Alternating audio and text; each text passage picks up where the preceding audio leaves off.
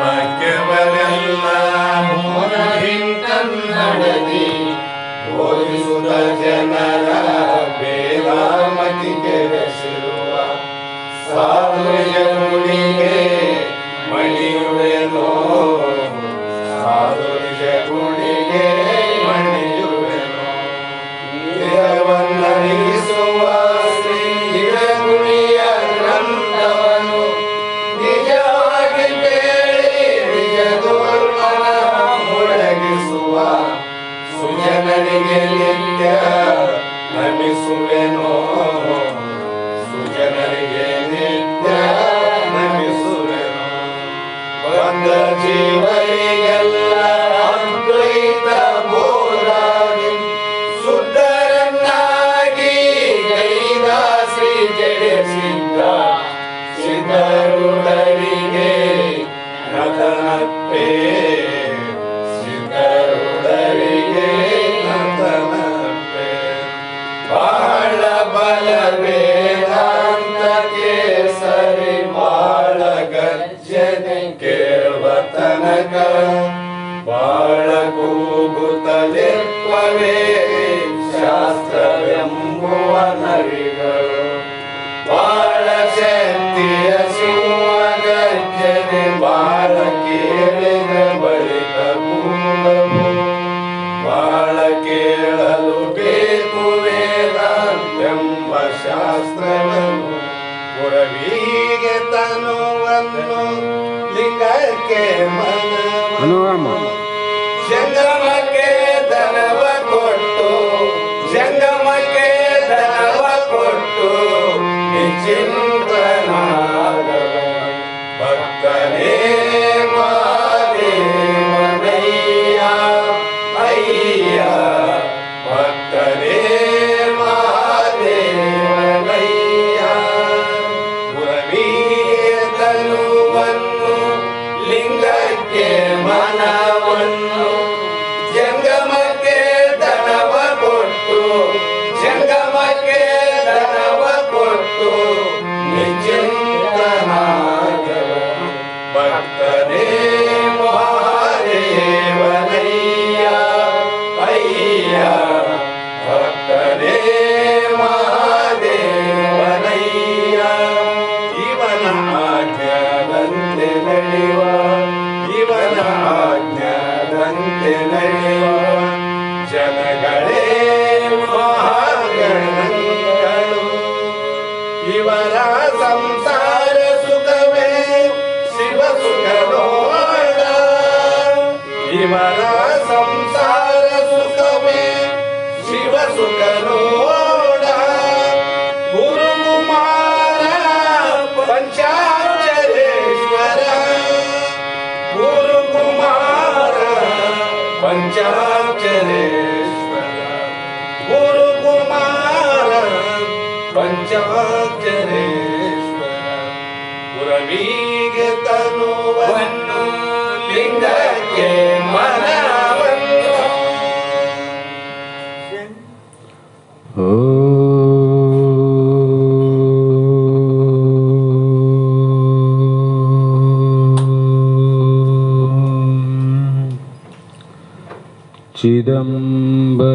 चिदंबरमठाधीशं सिद्धारूढयतीश्वरं शिष्यप्रशिष्यरूपेण बोधकं गुरुमाश्रये यदङ्घ्रिकमलद्वन्द्वं तापत्रयनिवारणं शान्तैक्यपदं देवं वन्दे सिद्धारूढमहं भजे वन्दे सिद्धारूढमहं भजे जगदादि जगद्गुरु सिद्धारूಢ ಮಹಾಸ್ವಾಮಿಗಳ ಶ್ರೀಪಾದಪದ್ಮಗಳಿಗೂ ಆರೂಢ ಜ್ಯೋತಿ ಶಿವಪುತ್ರ ಮಹಾಸ್ವಾಮಿಗಳ ಶ್ರೀಪಾದಗಳಿಗೂ ಶ್ರೋತ್ರಿಯ ಬ್ರಹ್ಮನಿಷ್ಠ ಬ್ರಹ್ಮಲೀನ ನಿರಂತರ ಜ್ಞಾನದಾಸೋಯಿ ಬಸವಾನಂದರ ಚರಣ ಕಮಲಗಳಿಗೂ ಅನಂತ ದೀರ್ಘ ದಂಡ ಪ್ರಣಾಮಗಳನ್ನು ಸಮರ್ಪಿಸುತ್ತ ಸದ್ಗುರು ಸಿದ್ಧಲಿಂಗಪ್ಪ ತಾತ ಕಪಗಲ್ ಇವರನ್ನು ಮನದೋಳ್ ಪೂಜಿಸುತ್ತ ತಮ್ಮೆಲ್ಲರಿಗೂ ವಂದಿಸುತ್ತ ಈ ದಿನ ಶ್ರೀಮನ್ ನಿಜಗುಣ ಯೋಗಿಗಳು ರಚಿಸಿದಂಥ ಪರಮ ಅನುಭವ ಬೋಧೆ ಎನ್ನುವ ಗ್ರಂಥದ 2ನೆಯ ಸಂಧಿಯ ಯಾವ 6ನೆಯ ಸೂತ್ರದ 2ನೆಯ ನುಡಿ ಇಂದಿನ ಆಧಾರದ ವಿಷಯವಾಗಿದ್ದು, ಈ ಸೂತ್ರದಲ್ಲಿ ಹಿಂದಿನ ಸೂತ್ರದಲ್ಲಿ ಯಾವುದು ಇದ್ದಿಲ್ಲ, ಇಲ್ಲದರಲ್ಲಿ ಇಲ್ಲದ್ದನ್ನು, ಇದ್ದದರಲ್ಲಿ ಇಲ್ಲದ್ದನ್ನು ಬೆರೆಸಿದ್ರು. ಮೊದಲು ಉಪಕ್ರಮ ಉಪಸಂಹಾರ ಅಂತಾರೆ. ಅಲ್ಲೇನದ ಆತ್ಮ ಒಂದೇ ಅದಲ್ಲ, ಏಕಂ ಏವಂ ಅದ್ವಿತೀಯಂ ಪರಬ್ರಹ್ಮ ವಸ್ತು ಕಾಲ ದೇಶ ಭೂತ ಭವಿಷ್ಯತ್ ವರ್ತಮಾನ, ಹಿಂದೆ ಇಂದು ಮುಂದೆ ಎಲ್ಲ ಜೀವಿಗಳ ಎಲ್ಲ ಸೃಷ್ಟಿ ಸ್ಥಿತಿ ಮತ್ತು ಪ್ರಳಯ. ಸೃಷ್ಟಿ ಎಷ್ಟನೇದು ಇದು ಅಂದರೆ ಯಾರಿಗೆ ಗೊತ್ತಿಲ್ಲ, ಎಷ್ಟು ಸಲ ಪ್ರಳಯ ಅಂದರೆ ಯಾರಿಗೆ ಗೊತ್ತಿಲ್ಲ. ಹಾಗಾಗಿ ಈ ಸೃಷ್ಟಿ ಅನ್ನುವಂಥದ್ದೇನು ಹೊಸದಲ್ಲ. ಇಷ್ಟೆಲ್ಲ ಯಾವ ಸೃಷ್ಟಿ ಏನದ ಅದು ಉತ್ಪತ್ತಿ ಆಗದ, ಸ್ವಲ್ಪ ತೋರ್ತದ, ಮತ್ತೆ ನಾಶ ಆಗ್ತದಲ್ಲ. ಇಷ್ಟೆಲ್ಲ ಉತ್ಪತ್ತಿಯಾಗಿ ತೋರಿ ನಾಶ ಆದರೂ ಕೂಡ ನೀನು ಉತ್ಪತ್ತಿ ಆಗಿಲ್ಲ, ನೀನು ತೋರೋದಿಲ್ಲ, ನಿನಗೆ ನಾಶನೇ ಇಲ್ಲ. ಅಂದ್ರೆ ಯಾರಿಗಾದ್ರೆ ಈ ಸಾಮರ್ಥ್ಯ ಅಂದರೆ ಈಶ್ವರನಿಗೆ ಮಾತ್ರ ಈ ಸಾಮರ್ಥ್ಯ ನೋಡಿ. ಈಶ್ವರ ತಾನೇ ಸೃಜಿಸಿ, ತಾನೇ ಸೃಷ್ಟಿಯನ್ನು ಮಾಡಿ, ತಾನೇ ನೋಡಿ, ತನ್ನಿಂದೇ ಲಯವಾಗುವುದನ್ನು 3 ತ್ರಿಕಾಲ ಜ್ಞಾನ ಅಂದರೆ ಜ್ಞಾನದ ನೇತ್ರದಿಂದ ಯಾರು ತಿಳಿತಾರ ಅವರೇ ಈಶ್ವರ, ಅವರೇ ಪರಮಾತ್ಮ, ಅವರೇ ಗುರುನಾಥ. ಹಾಗಾಗಿ ಆ ಎಲ್ಲ ಧರ್ಮಗಳು ಯಾರಿಗಿಲ್ಲ ಅಂದರೆ ಆತ್ಮನಿಗೆ ಇಲ್ಲ ಅಂತ ಇಲ್ಲಿವರೆಗೆ ಹೇಳಕ್ಕಂತ ಬಂದು, ಈಗ ಕರ್ಣ ಧರ್ಮಗಳ ಬೆರಕೆ ಆತ್ಮಂಗಿಲ್ಲ, ಕರ್ಣರಹಿತನಾಗಿ ಹರಿಣಾಕ್ಷಿ ಅಂತ ನಿನ್ನೆ ವಿಚಾರ ಮಾಡಿ, ಯಾವ ಮನ ಬುದ್ಧಿ ಚಿತ್ತ ಅಹಂಕಾರ ಅಂತಃಕರಣದ ಸಾಧನೆ. ಬಹಿರಂಗದಲ್ಲಿ ಮನಸ್ಸು ಏನ ಮಾಡಕತ್ತದಪ್ಪ ಅಂತ ಯಾರನ್ನ ಹೇಳ್ಯಾರ? ಆ ಬುದ್ಧಿ ಏನ ಮಾಡಕತ್ತದ ಅಂತ ಯಾರನ್ನ ಹೇಳ್ಯಾರ? ಹೀಗೆ ಮನ ಬುದ್ಧಿ ಚಿತ್ತ ಅಹಂಕಾರದ ಧರ್ಮಗಳು ಒಳಗಿನ ಸಾಧನೆಗಳೇ ವಿನಃ ಹೊರಗಿನ ಸಾಧನೆಗಳಲ್ಲ. ಆದರೂ ಜ್ಞಾನಿಗಳಿಗೆ ಅರ್ಥ ಆಗ್ತದ, ಕಾರ್ಯದ ಮೇಲೆ ಕಾರಣವನ್ನು ಕಂಡು ಹಿಡಿತಾರೆ. ಇವನು ಬಹಳ ಓಡಾಡ್ತಾನ ಮನುಷ್ಯ ಅಂದರೆ, ಇವನ ಮನಸ್ಸು ಏನದ ಅಂದ್ರೆ ಸಂಶಯದಿಂದ ಕೂಡಿದಪ್ಪ ಅಂತ ಹೇಳ್ತೀವಿಲ್ಲ. ಮನಸ್ಸು ಕಂಡದೇನು? ಮನಸ್ಸು ಕಂಡಿಲ್ಲ, ಮನುಷ್ಯ ಮಾಡುವ ಕಾರಣದ ಮೇಲೆ ಕಂಡು ಹಿಡ್ತೀವಿ ಅವನ ಮನಸ್ಸು ಸರಿ ಇಲ್ಲಪ್ಪ ಅಂತೀವಿ.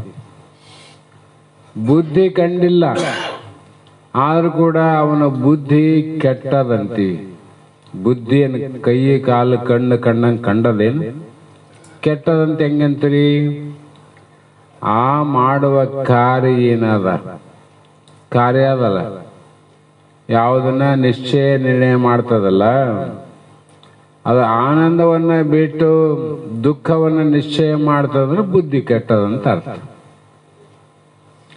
ಏನ್ ಕೆಟ್ಟದ? ಬುದ್ಧಿ ಹೆಂಗ್ ಕೆಟ್ಟದಪ್ಪ ಇವಂದು ಅಂತಂದ್ರೆ ಇಷ್ಟೇ, ಆನಂದವನ್ನ ಬಿಟ್ಟು ದುಃಖದ ಕಾರ್ಯವನ್ನು ಮಾಡ್ತಾನಲ್ಲ, ಇವನಿಗೆ ಬುದ್ಧಿ ಭ್ರಮೆ ಆಗಿದ್ದಂತಿದ್ದು, ಬುದ್ಧಿ ಕೆಟ್ಟದಂತಿರು. ಈ ಬುದ್ಧಿ ಭ್ರಮೆಗೊಳಗಾಗಿ ಬುದ್ಧಿ ಕೆಟ್ಟವರು ಜಗತ್ತಿನಲ್ಲಿ ಬಹಳ ಜನ ಸಿಗುತ್ತಾರೆ. ಇದರಲ್ಲಿ ಅತ್ಯಂತ ಬುದ್ಧಿವಂತರು ಸಿಗೋದು ಬೆರಳೆಣಿಕೆ ಮಾತ್ರ, ಬಹಳ ಜನ ಇರಂಗಿಲ್ಲ.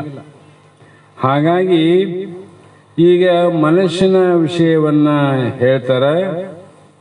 ಏನಿತು ಸಂಶಯವಾಗಲು ಅನಿತನು ನಿಶ್ಚಯಿಸುವ ಅನುವಿದು ಬುದ್ಧಿಯ ಗುಣವಹಿಸೆ, ಘನ ಸಂವಿದ್ ಆತ್ಮನ ಅಲ್ಲವೆಂಬುದು ಸತ್ಯ, ಅನಘ ಮೈತ್ರಿಯೇ ನಂಬು ಇದನ್ನು ಇಂತು. ಈ ಮುಂದೆ ಯಾವ ರೀತಿ ಹೇಳ್ತಾ ಹೋಗ್ತೀನಿ ಅದೇ ರೀತಿ ನೀನು ನಂಬ್ತಾ ಹೋಗ್ಬೇಕಂತ. ನಿನಗೆ ಅನುಕೂಲ ಆದಾಗ ನಂಬಿದೆ, ಅನಾನುಕೂಲ ಆದಾಗ ಅಪನಂಬಿಕೆ ಮಾಡಿದೆ ಅಂದರೆ ಅಲ್ಲೇನಾಗ್ತದ? ಅಲ್ಪ ಸಂಶಯಂ ಆತ್ಮಜ್ಞಾನ ವಿನಶ್ಯತೆ. ಕೃಷ್ಣ ಅರ್ಜುನನಿಗೆ ಹೇಳ್ತಾನೆ ನೋಡ್ರಿ, ನಮಗಲ್ಲ. ಅರ್ಜುನ ಯಾರು?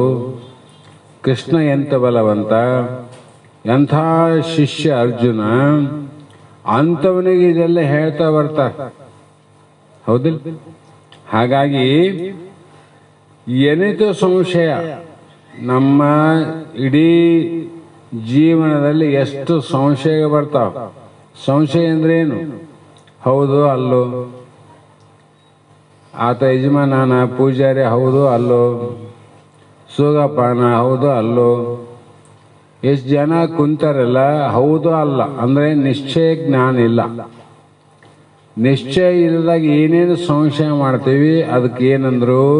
ಕಾರ್ಯದ ಮೇಲೆ ಅದಕ್ಕೆ ಮನಸ್ಸು ಅಂದ್ರು ನೋಡ್ರಿ. ಕಾರ್ಯದ ಮೇಲೆ ಅದಕ್ಕೆ ಕಾರಣ ಮನಸ್ಸು.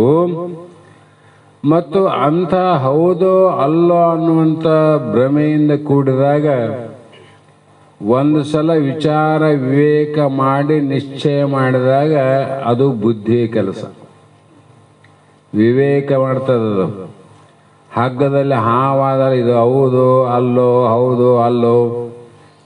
ಹೌದಾಗಿದ್ರೆ ಇದು ಹಾವು ಮುಂದಕ್ಕೆ ಹೋಗ್ತಿತ್ತು, ಅಥವಾ ಎಡೆ ಎತ್ತಿತ್ತು, ಅಥವಾ ಬುಸ್ ಅಂತ ಅಂತಿದ್ದು, ಆಮೇಲೆ ಸುಳಿ ಸುತ್ತಿತ್ತು.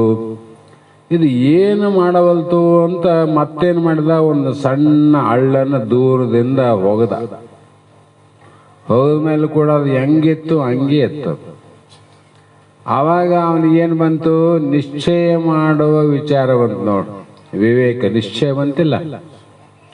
ಆವಾಗ ಅಂದ ಸಮೀಪ ಇದು ಹಾವು ಅಲ್ಲ ಅಂತ ಅನಿಸ್ತಂತ ಹೋದ, ನೋಡ್ದ ಹಗ್ಗಿತ್ತಲ್ಲ, ಅದೇನು ಮಾಡಿತು? ಮನುಷ್ಯ ಹೇಳ್ತೆ, ಹುಚ್ಚ ಇದು ಬರೀ ಹಗ್ಗ ಅದ, ಹಾವಿಲ್ಲ ಅಂತ. ಇದು ಹಗ್ಗ ಅಲ್ಲ, ಹಗ್ಗ ಹಾವಲ್ಲ ಅಂತ ನಿಶ್ಚಯ ಮಾಡಿದ ಯಾವ್ದು ಕೆಲಸ? ಬುದ್ಧಿಯ ಕೆಲಸ, ಆತ್ಮನ ಕೆಲಸ. ಇದು ಸಂಶಯ ಮಾಡಿದ ಮನಸ್ಸು, ನಿಶ್ಚಯ ಮಾಡಿದ ಬುದ್ಧಿ. ಅಂದಾಗ ಇದು ಬುದ್ಧಿಯ ಗುಣವಹಿಸೆ. ಇದು ಯಾರ್ದು ಅಂದ್ರೆ ಬುದ್ಧಿಯ ಧರ್ಮ. ಬೆಂಕಿಗೆ ಸುಡುವ ಧರ್ಮ ಆದಲ್ರಿ, ಗಾಳಿಗೆ ಬೀಸುವುದೇ ಧರ್ಮ. ಹೀಗೆ ಪ್ರತಿಯೊಂದು ವಸ್ತುವಿಗೆ ಒಂದು ಧರ್ಮ ಹೇಗಿದೆಯೋ ಅದೇ ಪ್ರಕಾರವಾಗಿ ಇದು ಬುದ್ಧಿಯ ಧರ್ಮ, ಬುದ್ಧಿರದು. ಹಾಗಾಗಿ ನೀನು ಘನ ಸಂವಿಧಾತ್ಮನು. ನೀನು ಘನ ಅಂದರೆ ಶ್ರೇಷ್ಠವಾಗಿ, ನಿನ್ನನ್ನು ಬಿಟ್ಟರೆ ನಿನ್ನಂತೆ ಜಗತ್ತನ್ನ ಪ್ರಕಾಶ ಮಾಡುವಂತ, ಇಡೀ ಜಗತ್ತಿನ ಸರ್ವ ಜೀವಿಗ ಜಂತುಗಳ ಅಭಿಪ್ರಾಯವನ್ನ, ಅವರ ಕರ್ಮಗಳನ್ನು ಸಾಕ್ಷಿಯಾಗಿ ನೋಡುವಂತ ಸಾಮರ್ಥ್ಯ ನಿನ್ನ ಬಿಟ್ಟರೆ ಯಾರಿಗಿಲ್ಲ. ಸೂರ್ಯಚಂದ್ರಾದಿಗಳಿಗಿಲ್ಲ.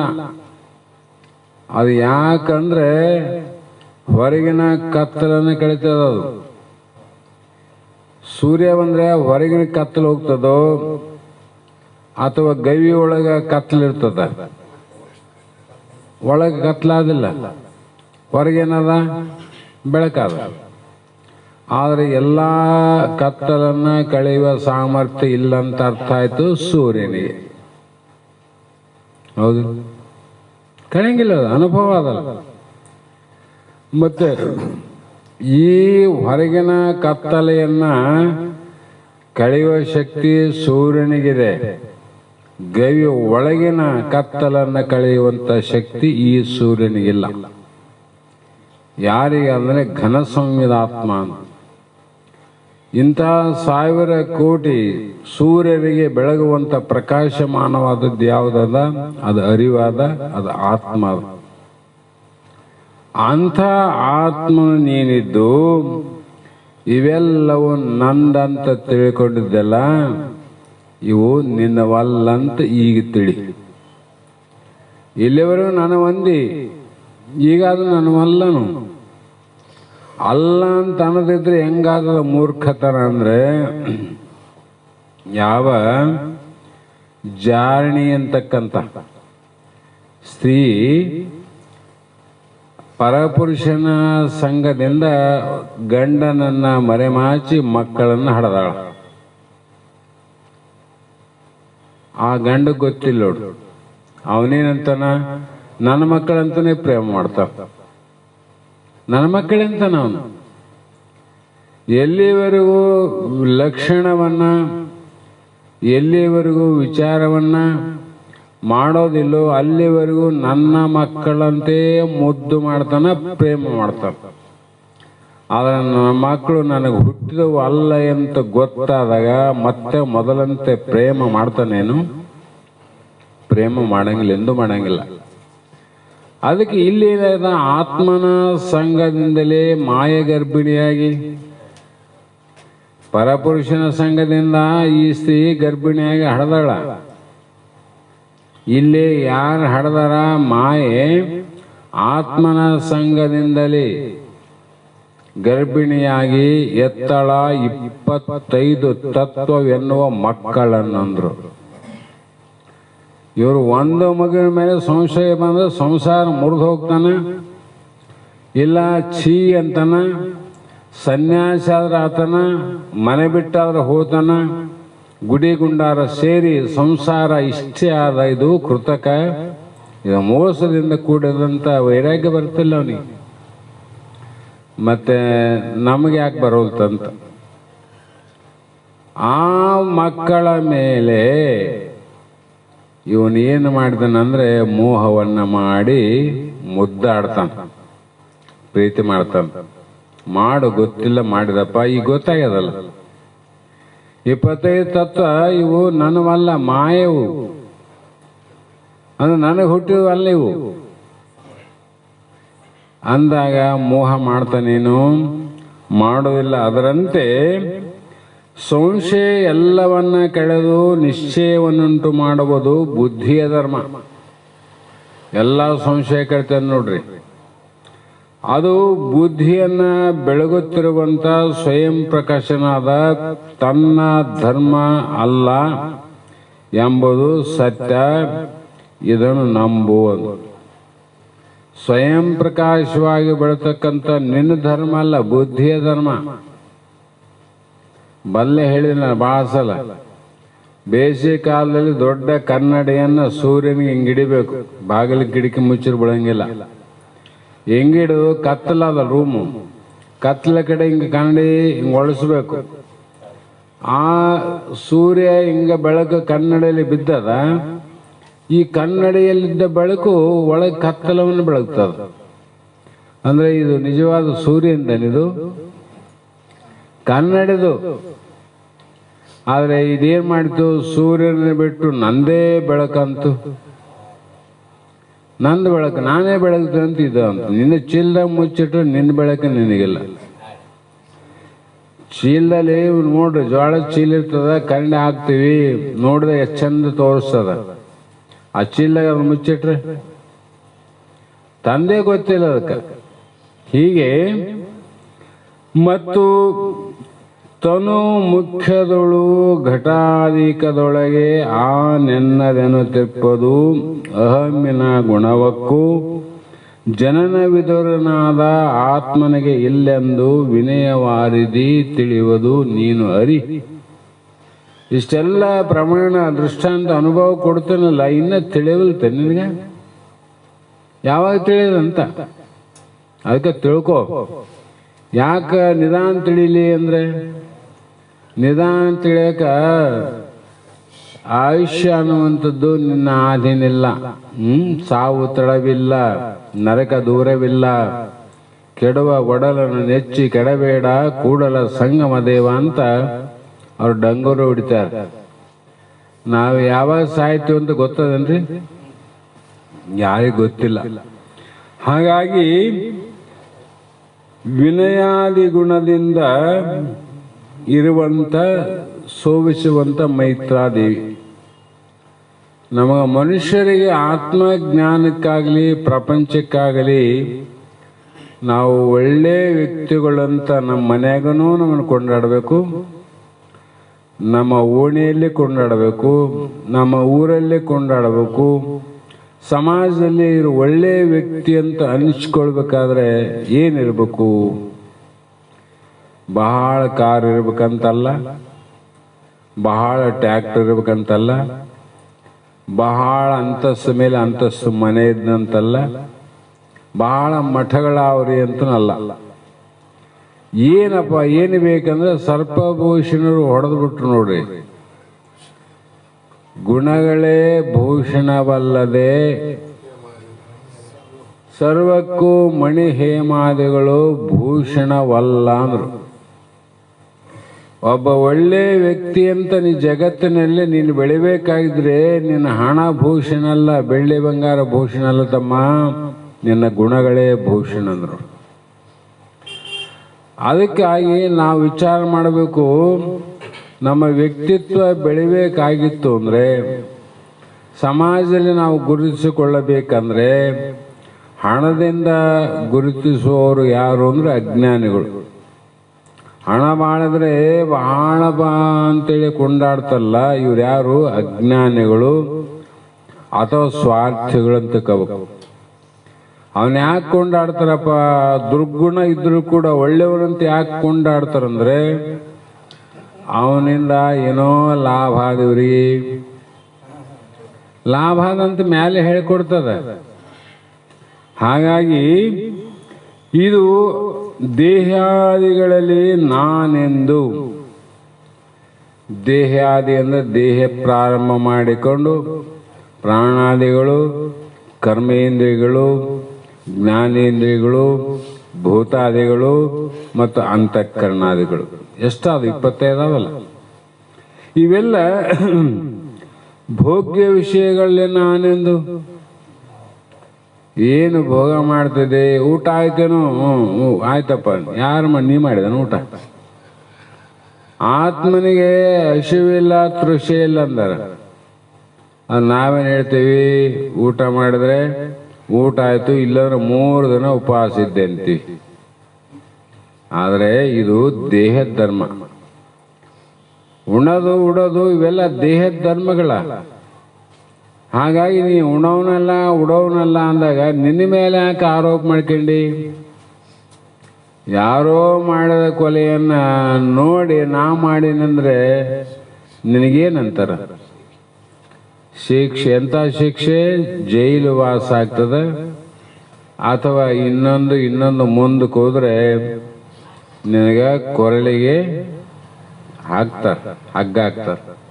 ನೀ ಮಾಡಿದ್ದೇನು?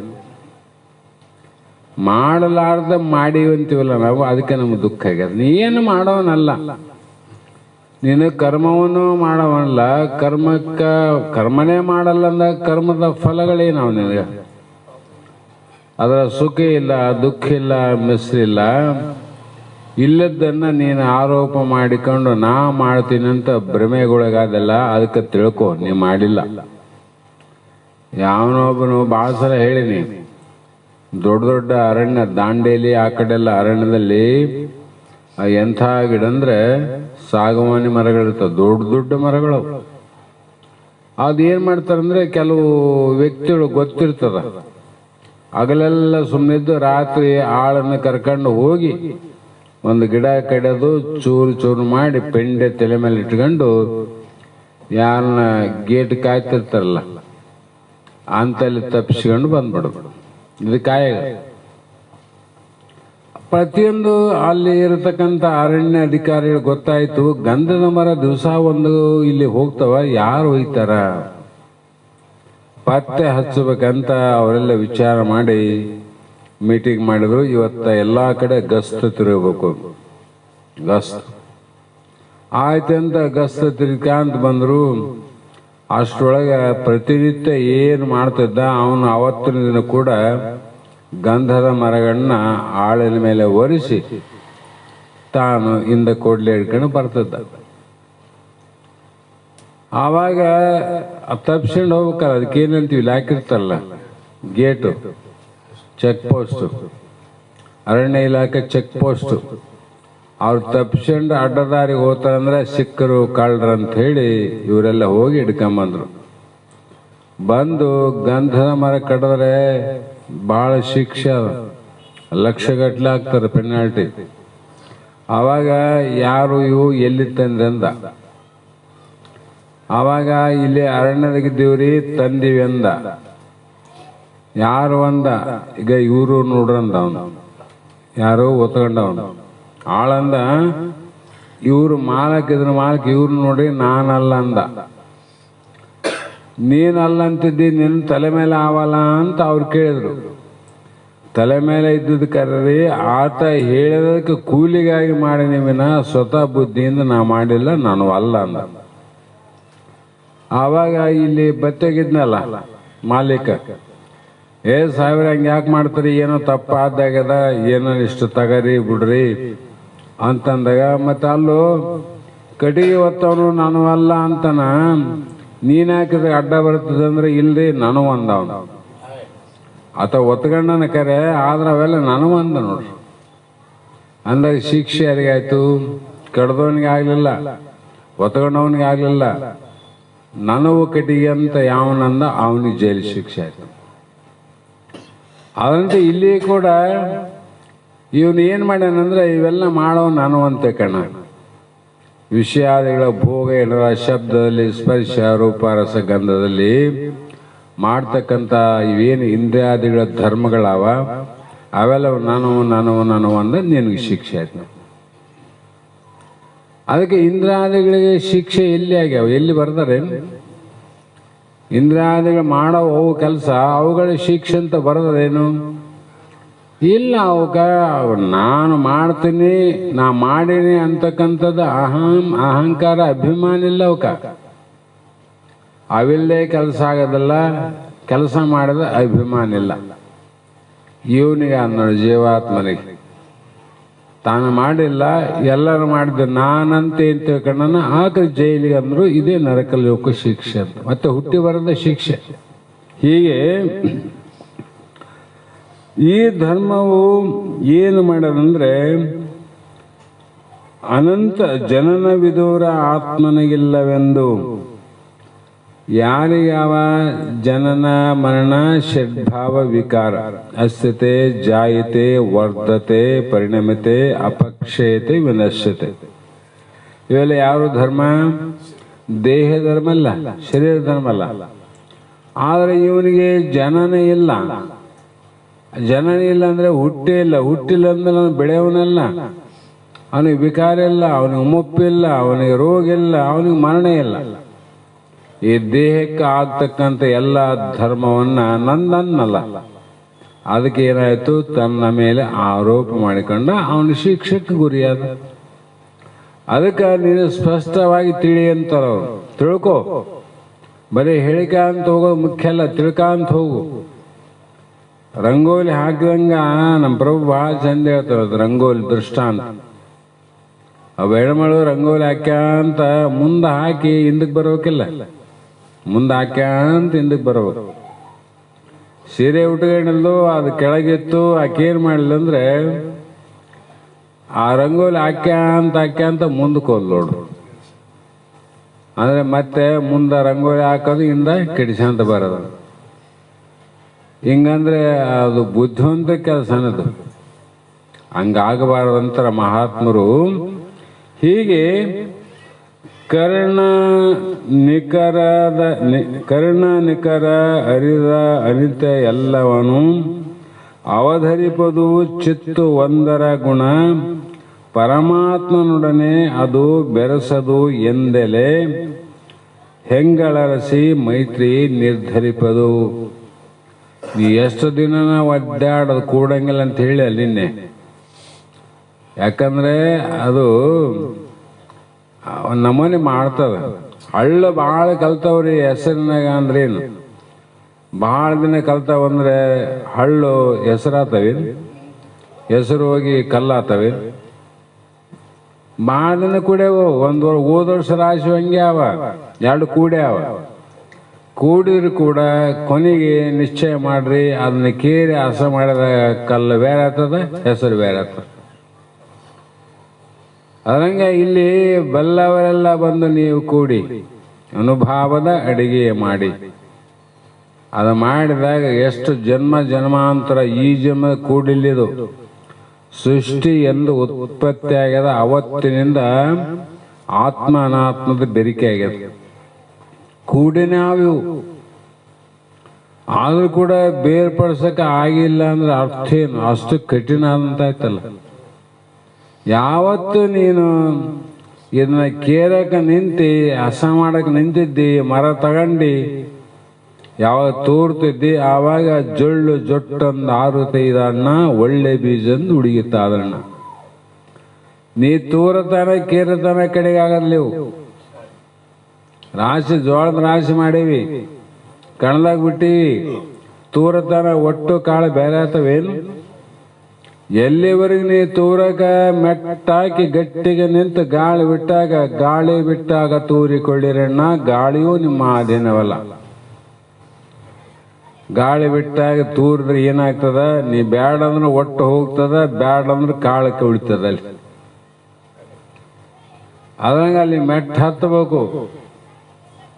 ಇಲ್ಲಿ ಕೂಡ ನಾವೇನು ಮಾಡ್ಬೇಕಂದ್ರೆ ಇದನ್ನ ಆತ್ಮನಾತ್ಮ ವಿಚಾರವನ್ನ ನಾವು ಗುರುಮುಖದಿಂದ ಬೇರ್ಪಡಿಸಿದಾಗ ಮಾತ್ರ ಇದು ಸಾಧ್ಯ ಆಗ್ತದೆ. ವಿನ ಅಲ್ಲಿ ಸಾಧ್ಯ ಆದಂಗ ಇದು ಆತ್ಮ ಅನಾತ್ಮ ಕಡಿಮೆ ಮಾಡ್ಲಿಕ್ಕೆ ಅಸಾಧ್ಯ. ಹಾಗಾಗಿ ಕರ್ಣ ನಿಖರ ಅರಿದ. ಕರ್ಣ ನಿಖರ ಅಂದ್ರೆ ಮನ ಬುದ್ಧಿ ಚಿತ್ತ ಅಹಂಕಾರಗಳು ಏನು ಮಾಡ್ತಾವ? ಯಾವ್ಯಾವ ವಿಷಯಗಳನ್ನು ಅರಿತಿರುವವು ಅವುಗಳ ಸಂಸ್ಕಾರವನ್ನು ಧಾರಣ ಮಾಡಿಕೊಂಡು ಕಾಲಾಂತರದಲ್ಲಿ ಸಜಾತಿಯ ವಸ್ತು ದರ್ಶನದಿಂದ ಅವುಗಳ ಸ್ಮರಣವನ್ನು ಮಾಡುತ್ತಾ ಚಿತ್ತಿನ ಧರ್ಮವು ಇದಕ್ಕೆ ಸಾಕ್ಷಿಯಾದ ನಿನ್ನಲ್ಲಿ ಇರುವುದಿಲ್ಲ. ತೂರವನು ಸಾಕ್ಷಿ ಇಲ್ಲ. ಇನ್ನು ಜೋಳ ಕಡೆಗೆ ಅದ, ಒಟ್ಟು ಜೋಳ ಕೂಡ್ಯದ. ನೀನು ತೂರಿದೆ ಕಡೆಗೆ ಮಾಡಿದೆ, ನೀನು ಅದ ಕುಡಿದೇನು? ನೀವು ಒಟ್ಟುನಾಗಿಲ್ಲ ಕಾಳನಾಗಿಲ್ಲ, ಆದ್ರೆ ನೀನೆಲ್ಲಿಯೂ ಬೇರ್ಪಟ್ಟಿಲ್ಲ. ಅಂದ್ರೆ ನೀನು ಕಾರಣ ಅಂದ್ರೆ ಸಾಕ್ಷಿ ಅಂತ ತಿಳ್ಕೊ. ಹೀಗೆ ಇವೆಲ್ಲ ವಿಷಯಗಳನ್ನ ಅರಿತಾವ ನೋಡ್ರಿ. 5-10 ಭಾಳ ಚಂದ ಮಾಡ್ಯಾನ ಪರಮಾತ್ಮ. ಕಾಲೇ ಗಾಳಿಯನ್ನಾಗಿ ಮಾಡಿಕೊಂಡು ಶರೀರವೇ ರಥವನ್ನಾಗಿ ಮಾಡಿ ಪಂಚ ಕರ್ಮೇಂದ್ರಿಯಗಳೆಂಬ ಕುದುರೆಯನ್ನು ಕಟ್ಟಿ ಪಂಚ ಜ್ಞಾನೇಂದ್ರಿಯಗಳೆಂಬ ಹಗ್ಗವನ್ನು ಹಿಡಿದು ಮನಸ್ಸೆಂಬ ಸಾರಥಿಯು ವಿಷಯಾದಿಗಳಲ್ಲಿ ಅತ್ತಿಂದಿತ್ತ ಇತ್ತಿಂದತ್ತ ಹೋಗುವನು ಬರುವನು. ಎಷ್ಟು ಚಂದ ಹೋಲಿಕೆ ಮಾಡ್ಯಾರ ಮಹಾತ್ಮ. ಕರ್ಮೇಂದ್ರಿಯಗಳು ಕುದುರೆಗಳಷ್ಟೇ 5. ಇದಕ್ಕ ಜ್ಞಾನೇಂದ್ರಿಯಗಳು ಹಗ್ಗ, ಒಂದೊಂದು ಕುದುರೆಗೆ ಒಂದೊಂದು ಹಗ್ಗ. ಆ ಸಾರಥಿ ಯಾರು ಅಂದ್ರೆ ಮನಸ್ಸು. ಆ ರಥದ ಕುಂತವನು ಯಾರು ರಿತಿಕಂದ್ರೆ ಆತ್ಮ. ನೀವು ಸುಮ್ಮನೆ ಕುಂತಿದ್ದಿ, ಕುದುರೆಗಳು ಹೋಗ್ತಾವ, ಈ ಕಡೆ ಓಡ್ತಾವ, ಎಲ್ಲ ಮಾಡ್ತಾವ. ಯಾರು ಮಾಡೋರು? ಮನಸ್ಸು. ಅವನೇನ್ ಮಾಡ್ತಾರ? ಸಾರಥಿ ರೂಪದ ರೂಢಿಗೆ ಹೋಗ್ಬೇಕಾದ್ರೆ ಆ ಕಡೆ ಹೋಗ್ಬೇಕಾಯ್ತು ಅಂದ್ರೆ ನೇತ್ರವನ್ನ ಸಾಧನೆ ಮಾಡಿಕೊಂಡು ಆ ಕಡೆ ಹೋಗ್ತಾನ. ಹೀಗೆ ಶಬ್ದ ಸ್ಪರ್ಶ ರೂಪ ರಸ ಗಂಧಾದಿಗಳೇ ಇವುಗಳ ದಾರಿಗಳು. ಅವನು ಯಾವ ದಾರಿಗೆ ಹೋಗಕ್ಕೆ ಏನು ಎಲ್ಲ ಅಂತ ಗೊತ್ತಾದಲ್ಲ, ಆ ದಾರಿಗೆ ಸಾರ್ಥ ಹಗ್ಗ ಜಗತ್ತಾನ ಕುದುರೆ ಆ ಕಡೆ ಹೋಗ್ತಾವ. ಆದ್ರೆ ಆತ್ಮನಿಗೆ ಏನಿಲ್ಲ. ಹಾಗಾಗಿ ಇಲ್ಲಿ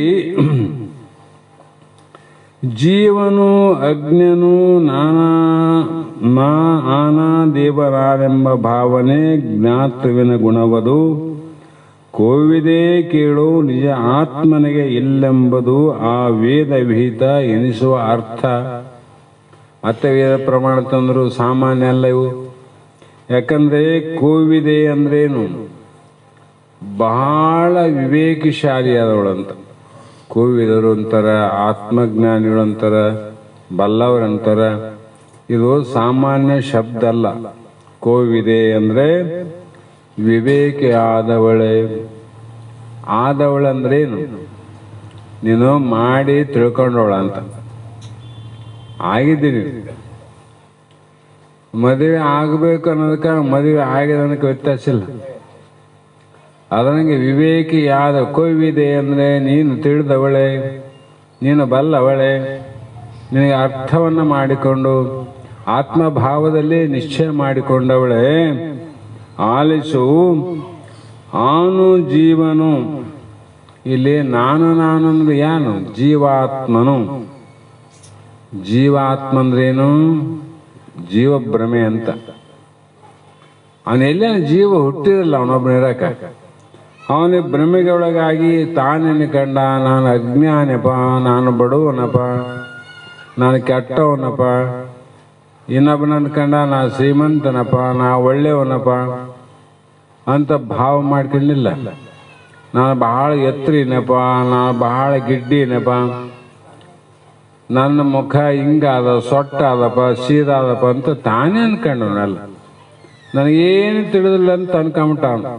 ಅಜ್ಞೆ ಅಂದ್ರೇನು? ತಿಳಿಲಾರ್ದವನು. ಮತ್ತೆ ಆನು ಅಜ್ಞನು. ಅಜ್ಞನಂದ್ರೆ ನಾನು ತಿಳಿದವನಂದ.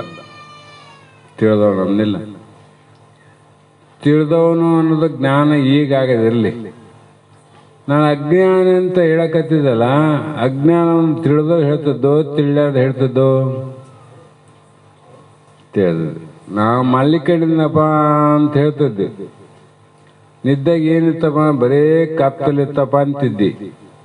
ಮತ್ತೆ ಏನೇನಿತ್ತಪ್ಪ ಅಂದ್ರೆ ಏನಪ್ಪ? ಬರೀ ಆನಂದ ಇತ್ತಂತಿದ್ದಿ. ಮತ್ತೆ ನಿದ್ದೆಯಲ್ಲಿ ಕತ್ತಲನ್ನು ತಿಳಿದಿದ್ದಿ, ಅಲ್ಲಿ ಏನಿಲ್ಲ ಬರೀ ಆನಂದ ಇತ್ತಂತನೂ ತಿಳಿದಿದ್ದಿ. ಮತ್ತೆ ತಿಳಿಲ ನೀ ನಿದ್ದೆ ಮಾಡಿದ್ರೆ ಹೇಳಕ್ ಬರ್ತೇನು? ಜೀವನ ನಿದ್ದೆ ಮಾಡ್ತಾನ, ಅವನು ನಿದ್ದೆ ಮಾಡ್ತಾನೇನು? ಎದ್ದ ಮೇಲೆ ಹೇಳ್ತಾನಂದ್ರೆ ಭ್ರಮೆ ಹಿಡ್ದ. ಯಾವಾಗಲೂ ನಿದ್ದೆಯಲ್ಲಿ ಎದ್ದಿರುವವನ ಆತ್ಮ. ನಿದ್ದೆಯಲ್ಲಿ ಎದ್ದು ಯಾವುದಾದ ಅದು ನೋಡ ಆತ್ಮ. ಜಾಗ್ರದಲ್ಲಿ ಎದ್ದಾದ, ಸ್ವಪ್ನ ಎದ್ದಲ್ಲಿ ಎದ್ದಾದ, ಸುಸುಪ್ತಿಯಲ್ಲಿ ಎದ್ದದ, ಶಾಸ್ತ್ರ ಕೇಳೋದಕ್ಕಿಂತ ಮುಂಚೆ ಎದ್ದದ ಅಜ್ಞಾನ ಅಂತ ಕಂಡು, ಶಾಸ್ತ್ರ ಕೇಳಾಗ ನಾ ಅಜ್ಞಾನ ಅನ್ಕಂಡು. ಏನು ಯಾವಾಗಲೂ ಎದ್ದಿದ್ದಿಲ್ಲೇನು? ಎದ್ದಿದ್ದಿ ನಾ ಮಕ್ಕಂಡಿನಿ ಅಂತಿದ್ದಿ. ನಿನ್ನ ಎಬ್ಸೋದು ಭಾಳ ಕಷ್ಟ. ನಿಜವಾಗಿ ಮಲಗಿದವ್ರನ್ನ ಎಬ್ಬಿಸ್ಬೋದು. ಮಲಗಿದಂಗ ನಟನೆ ಮಾಡ್ತಾರಲ್ಲ, ಅವ್ರನ್ನ ಎಬ್ಸಕ್ಕಾಗೋದಿಲ್ಲ, ಸಾಧ್ಯ ಇಲ್ಲ. ಜಗತ್ತಿನಲ್ಲಿ ಅಂಥ ಮಂದಿ ಬಹಳ. ನಿಜವಾಗಿ ತಿಳಿದಿಲ್ಲ ಅಂತ ಅಜ್ಞಾನಿಗಳು ಏನಾರ ಅವ್ರನ್ನ ಎಬ್ಬಿಸ್ಬೋದು, ವಿಚಾರ ಮಾಡಿ ತಿದ್ದಿ ಹೇಳ್ಬೋದು. ನಟನೆ ಮಾಡೋರಿಗೆ ಏನು ಫಲ ರೀ ಅಂದರೆ ನಾಶನೇ ಫಲ. ಅವ್ರು ನಾಶ ಆಗ್ತಾರೆ, ಮತ್ತೊಂದು ಫಲ ಅದಕ್ಕಿಲ್ಲ. ಹಾಗಾಗಿ ಇವೆಲ್ಲವೂ ಕೂಡ ತಿಳಿಯುವ ಕರ್ಣದ ಗುಣದವು ಧರ್ಮವು. ನಿನಗ ಗುಣಾತೀತನಾದ ಆತ್ಮ ನೀನಿದ್ದಲ್ಲ, ನಿನಗೆ ಇವೆಲ್ಲ ಆತ್ಮ ನಿನಗಿಲ್ಲ. ಹಾಗಾಗಿ ಇಲ್ಲಿ ಪ್ರತ್ಯೇಗಾತ್ಮ ನೀನು ಯಾರಪ್ಪ ಅಂದ್ರೆ ಪ್ರತ್ಯೇಕ ಇದ್ದೆ ಅಂತ. ಇವು 25 ತತ್ವಕ್ಕೆ ಪ್ರತ್ಯೇಕ. ಏಲಪ್ಪ ಅಲ್ಲಿ ಏಜ್ 25 ಉಡಿಸಲಾವಲ್ಲ, ಯಾರ್ಯಾರ ಸಂಬಂಧ ಇಲ್ಲದೆ ನಮ್ಮ ಪ್ರತ್ಯೇಕ ಬ್ಯಾರೆ ಕಡೆ ಆದಂತೀವಲ್ಲ, ಅದು 25 ನಮ್ದು ಒಂದೇ ಮನೆ ಪ್ರತ್ಯೇಕ, ನಂದು ಒಂದೇ ಮನೆ ಪ್ರತ್ಯೇಕ, 25 ಕೂಡ ಅಂದ್ರೆ 25 ಮನೆಗಳಿಗಿಂತ ನಿನ್ನ ಮನೆ ಭಿನ್ನ ಅಂತ ಅರ್ಥ ಆಯ್ತಲ್ಲ.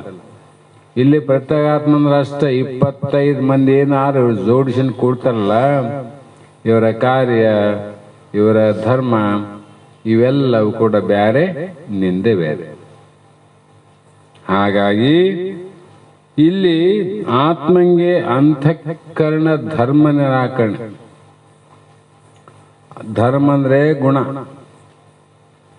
ಆತ್ಮನಲ್ಲಿ ಈ ಯಾವ ಅನಾತ್ಮವಾದಂಥ ಮನ ಬುದ್ಧಿ ಚಿತ್ತ ಅಹಂಕಾರ ಸಹಿತವಾಗಿ ಇಲ್ಲಿಯವರೆಗೂ ಹೇಳಿದಂಥ ಯಾವ ಧರ್ಮವೂ ಇಲ್ಲ ಅಂತ ಅವನೇನು ಮಾಡಿದ್ರು, ನಿರೂಪಣೆ ಮಾಡಿದ್ರು. ಅಂದ್ರೆ ಹೇಳಿದ್ರು ಅವರು ಹೆಂಗ ನಿರೂಪಣೆ ಮಾಡಿದ್ರು, ನಿರಾಕರಣೆ ಮಾಡಿ ನಿರೂಪಣೆ ಮಾಡ್ಯಾರ. ಇದು ಒತ್ತಾಯದಿಂದ ನಾ ಹೇಳ್ತೀನಿ ನೀ ಕೇಳು ಅಂತ ಹೇಳಿದರೆ ಅದು ನಿರ್ಣಾಯಕ ಮಾಡಿದ್ದು ಹೇಳಿದೆಲ್ಲ, ಬರೀ ನಿರಾಕರಣೆ ಮಾಡೋದು ಅಲ್ಲ. ಚಾರ್ವಾಕರು ಮಾಡ್ಯಾರಲ್ಲ, ಚಾರ್ವಾಕರು, ಕೌಳಯಾಮಳರು, ಶಾಕ್ತಿಯರು, ಆಮೇಲೆ ಪತಂಜಲಿಗಳು, ಇನ್ನೂ ಅನೇಕ 14 ಮಂದಿ ಮತವಾದಿಗಳು ಇದ್ರಾಗ ಗುದ್ದಾಡ್ಯಾರ. ಅವರು ಏನು ಮಾಡಿದ್ರು, ಬರೀ ನಿರಾಕರಣೆ ಮಾಡ್ಕೊಂತ ಹೋದ್ರು, ನಿರೂಪಣೆ ಮಾಡಲ್ಲ, ಹಿಂಗೇ ಅಂತ ಮಾಡಲಿಲ್ಲ. ಹಾಗಾಗಿ ಇಲ್ಲಿ ಸೂತ್ರ 5ಕ್ಕೆ ಪದ 27ಕ್ಕೆ ಈ ಸೂತ್ರ ಮುಗಿತು. ಮತ್ತೆ ಮುಂದೆ ಏನ್ ಹೇಳ್ತಾರ, 6ನೇ ಸೂತ್ರದಲ್ಲಿ ತನು ವಿಷಯಾದಿಗಳನ್ನು ಚೇಚಿಸುವ ಗುಣ ಅನಲದಲ್ಲೂ ಅಲ್ಲ, ಆತ್ಮನೊಳು ಇಲ್ಲ ಅಂದ್ರವ್ರು. ಯಾವಿವು? ಅನಿಲನದಲ್ಲದೆ, ಅನಿಲ ಅಂದ್ರೆ ವಾಯು, ಅನಲ ಅಂದ್ರೆ ಬೆಂಕಿ, ಅನಿಲ ಅಂದ್ರೆ ವಾಯು. ಎಷ್ಟು ಶಬ್ದ ವಿರುದ್ಧ ಆಗ್ತದೆ ನೋಡ್ರಿ, ಒಂದೇ ಶಬ್ದ. ನ ಬರೆದ್ರೆ ಲ ಬರೆದ್ರೆ ಬೆಂಕಿ ಆಗ್ತದೆ, ಬರೆದ್ರೆ ನೀ ಬರೆದ್ರೆ ಅದೇ ಲ ಬರೆದ್ರೆ ವಾಯು ಆಗ್ತದೆ. ಅದಕ್ಕಾಗಿ ತನು ವಿಷಯಾದಿಗಳನ್ನು, ತನು ಅಂದ್ರೆ ದೇಹ ಶರೀರ ಅಂದ್ರಷ್ಟೇ, ಕ್ಷೇತ್ರ ಅಂದ್ರಷ್ಟೇ, ಶಬ್ದಗಳು ಬೇರೆ. ಈ ವಿಷಯ ಮೊದಲಾದವುಗಳನ್ನು ಅಂದ್ರು, ವಿಷಯಗಳಾವಲ್ಲ ಅವು ಶಬ್ದ ಸ್ಪರ್ಶ ರೂಪ ರಸಗಂಧಾದಿ ವಿಷಯಗಳು ಮತ್ತು ಇವುಗಳ ಧರ್ಮಗಳು. ಇವೆಲ್ಲವೂ ಅನಿಲನದಲ್ಲದೆ, ವಾಯುವಿನದಲ್ಲದೆ ಆತ್ಮನು ಇಲ್ಲ. ಗಾಳಿಯ ಧರ್ಮ, ಆತ್ಮ ನಿನ್ನಲ್ಲಿ ಇಲ್ಲ. ಹೇಗೆಂದ್ರೆ ತನುವಿನ ರುಜೆ ಚಲನಾದಿಗಳು ಇವು ನೋಡಲು ಅನಿಲನ ವಿಕೃತಿಗಳಲ್ಲದೆ ಘನ ಚಿತ್ಪರ ಆತ್ಮನಿಂದಾದ ಕರ್ಮ ಅಕರ್ಮ ಜನಿತವಲ್ಲೆಂದು ಕಾಣಲು ಬೇಕು. ಹೆಂಗ ನೋಡ್ಬೇಕು ನೀನು ಮೈತ್ರೆ? ಅಜ್ಞಾನದಿಂದ ನೋಡಬೇಡ. ಕುರುಡುಗಣ್ಣ ಆಗ್ಯದ ಅಂದ ಅದೇ ಕಣ್ಣಿಂದ ಚಲೋ ಕಾಣದ ಹೆಂಗೆ ಕಾಣ್ತದ?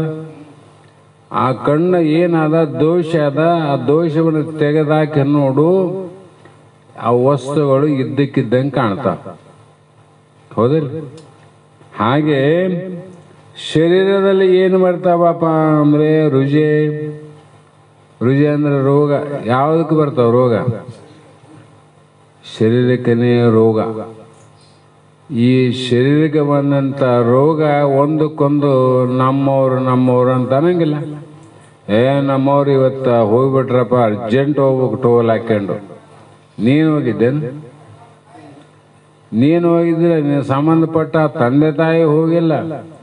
ಯಾರೋ ಸಂಬಂಧಿಕರ ಪೈಕ ಸಂಬಂಧಿಕರು ಹೋದ್ರೆ ಇಲ್ಲಿ ನಿನಗೆ ನಾ ಹೋದೆ ಅಂತ ನಾ ಆರೋಪ ಮಾಡ್ಕೊಂತಿಲ್ಲ, ದುಃಖ ಆಗ್ತದಿಲ್ಲ. ನಿನಗೇನಾಗಿದೆ? ಏನು ಆಗದಿದ್ರು ಕೂಡ ಆರೋಪದಿಂದ ಏನಾಗ್ತದಂದ್ರೆ ಇವೆಲ್ಲ ದುಃಖ ಬರ್ತಾವ. ಅದರಂಗೆ ಶರೀರದ ರೋಗಗಳು ಎದರಿಂದ ಉಂಟಾಗ್ತವ ಅಂದ್ರೆ ಗಾಳಿಯಿಂದಲೇ, ವಾಯುವಿನಿಂದಲೇ ಅಂತಾರ.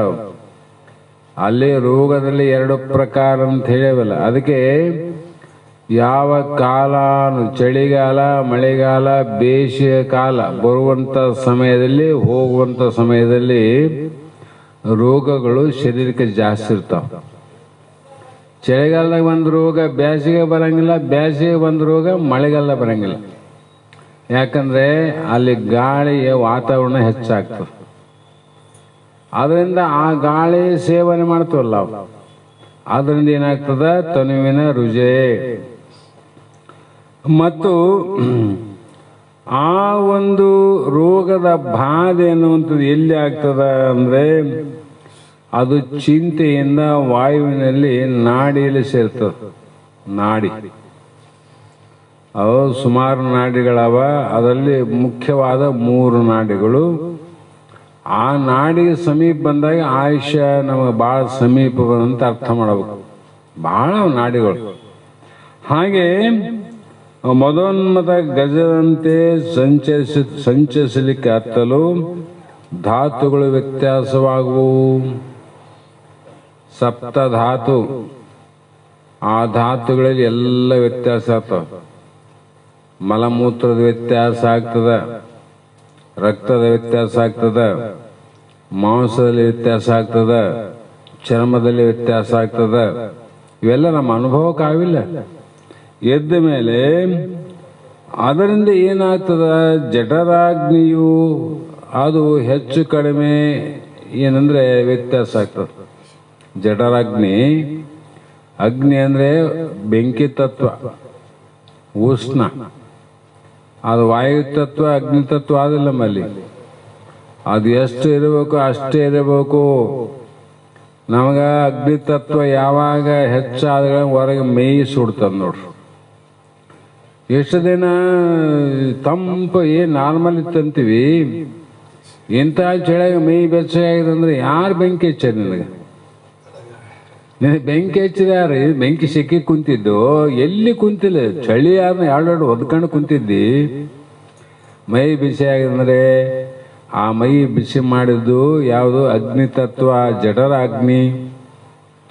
ಅಲ್ಲಿ ವ್ಯತ್ಯಾಸದಿಂದ ಅನಂತರ ಏನಾಗ್ತದ, ಯಾವುದಾದ್ರೂ ಒಂದು ರೋಗ ಆಗದೆ ಏನಾದ್ರು. ಅದಕ್ಕೆ ರೋಗದ ಆಗರ ಅಂತ ಬರದ ನಿಜಗೊಂಡ್ರು. ಶರೀರಕ್ಕೆ ಬರ್ತಕ್ಕಂಥ ರೋಗ ಹೇಗೆ ಅಂದ್ರೆ ಆಗರ ಅಂದ್ರೆ ತೋಟ ಇದ್ದಂಗ. ರೈತನ ತೋಟದಾಗ ಈ ಫಲ ಹೋಯ್ತು, ಇದು ಬಂತು, ಇದು ಹೋಯ್ತು, ಇದು ಬಂತು, ಬಿಡಲಾರ್ದಂಗೆ ಬೆಳೆ ಇರ್ತಾವ ಭೂಮಿಯಾಗ. ಅದ್ರಂಗ ನೋಡು, ಬಿಡಲಾರ್ದಂಗ ರೋಗದ ಆಗರ ಇದು. ಇದು ರೋಗದ ತ್ವಾಟ ಅದ. ನಾವೇನು ಮಾಡ್ತೀವಿ ಅಂದ್ರೆ ಆ ತ್ವಾಟಕ್ಕೆ ಜಾಲೆ ಬೆಳೆದಂದ್ರೆ ಗೊಬ್ಬರ ಹಾಕ್ತಾನೆ. ಜಾಲೆ ಗಿಡ ಬೀಳ್ ಬಿದ್ದದ ಹೊಲ ಅಂದ್ರೆ ಯಾರನ್ನ ನೀರು ಬಿಟ್ಟು ಗೊಬ್ಬರ ಹಾಕ್ತಾರೆ ಅನ್ನೋದಕ್ಕೆ ಕಿತ್ತೆ ಹಾಕ್ತಾರೆ. ಮತ್ತೆ ಇಂಥ ರೋಗನೇ ಬೆಳಿತೇವೆ. ಇದ್ರಾಗ ಇಂಥ ತ್ವಾಟದಾಗ ನಾವೇನು ಉಗ್ಗಕತ್ತೀವಿ? ಇವೇ ಉಗ್ಗಕತ್ತೀವಿ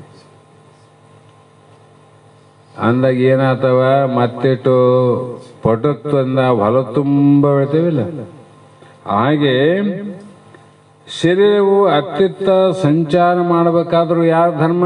ವಾಯುವಿನ ಧರ್ಮ. ಹೇಳಿವಲ್ಲ 3 ದಿನ ಆಯ್ತು.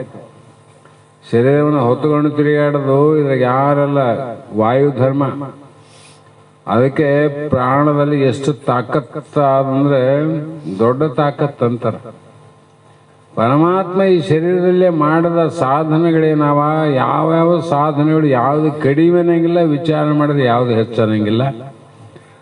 ಮತ್ತೆ ಇಂಥ ತಾಕತ್ತು ಸಾಮರ್ಥ್ಯವನ್ನು ಸೃಷ್ಟಿ ಮಾಡಲಿಕ್ಕೆ ಭಗವಂತನಿಂದ ಬೇರೊಬ್ಬರಿಗೆ ಸಾಧ್ಯ ಇಲ್ಲ ನೋಡ್ರಿ.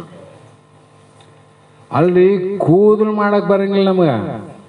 ಒಂದು ಕೂದಲು ಅಂದಾಗ ನಾವು ಅದು ಮಾಡಿದೆ, ನಾನಿದು ಮಾಡಿದೆ.